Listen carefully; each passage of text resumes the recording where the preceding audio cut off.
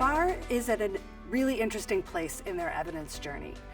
They took on the challenge of demonstrating to folks that actually better results means better results in all of the schools that they have been implementing in and across a wide range of contexts. So they now have rigorous, credible evidence that they affect student outcomes across all of the schools that they work with. So I developed the BARR model when I was a high school counselor because I had really strong beliefs that the students were incredibly talented and so was the staff. So my colleagues were amazing, students were talented, and yet we went 5 years running with half the kids failing a class. So I kept going, it can't be who I'm working with, and it can't be the students, it has to be the system. So we need to do something to adjust the system to realize both the students' abilities and the talent of the staff. One of the things about BARR, though, that I think is really important is I was really committed to doing research on BARR from the very beginning, because I was a practitioner and I was asked to do many things, and I often questioned, if I do this, will it make a difference? So I'm really protective of the education field and felt really passionately that anything that I was asking a fellow educator to do, I knew that it would work. So from the very first year of implementing BARR, we always had an external evaluator come in, so they were able to assess what were the impacts. I realized that the model showed promise really because it was developed by somebody on the ground. It wasn't ivory tower, it wasn't developed by a researcher or a theorist, it was developed by somebody who was very real to address a real problem. That's when I said this one is different. And I think the BARR model, its developer, Angela Jerabek, was intrepid.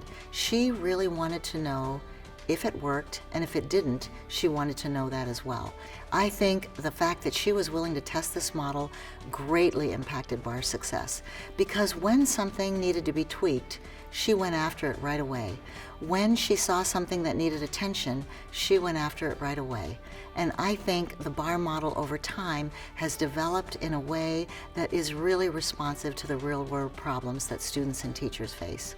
In order to make sure that more teachers and schools use evidence-based practices, they need to hear not just about the research findings, but about the experiences of teachers and schools who are currently using practices that we know work. Well, I'll start with the teachers, because they're like the closest to the actual intervention. And we found significant improvements in teachers' feelings about their colleagues, teachers' collaboration with their colleagues, and a number of other measures of teacher well-being and teacher self-efficacy. That indicates that the environment that the students were learning in changed, because the teachers experienced it to be different too.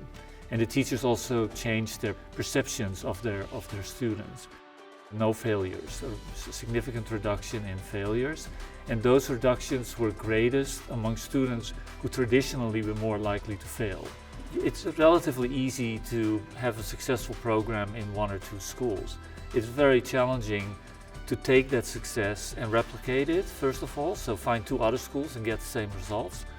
And then to scale it is even more difficult. You know, this is the kind of thing that you want to see. You want to basically see something work on a small scale laboratory type setting, and then you want to sort of see it remain successful when you scale it up. And that's basically what we're seeing here. So that's very important. I think what you can learn from this is that implementation of BARR is possible under many different scenarios. It's a program that is robust to context, is what I call it.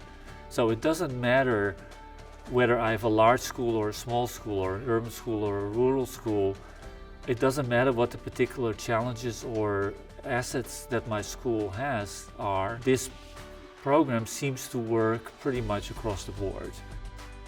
So as I reflect upon BARR and its evidence journey, I think the headline is it works. The evidence that BARR has built is credible to a wide range of audiences. Researchers, practitioners, policymakers. It's the type of evidence that they can all rely on in which to make good decisions about what to bring to kids to improve outcomes.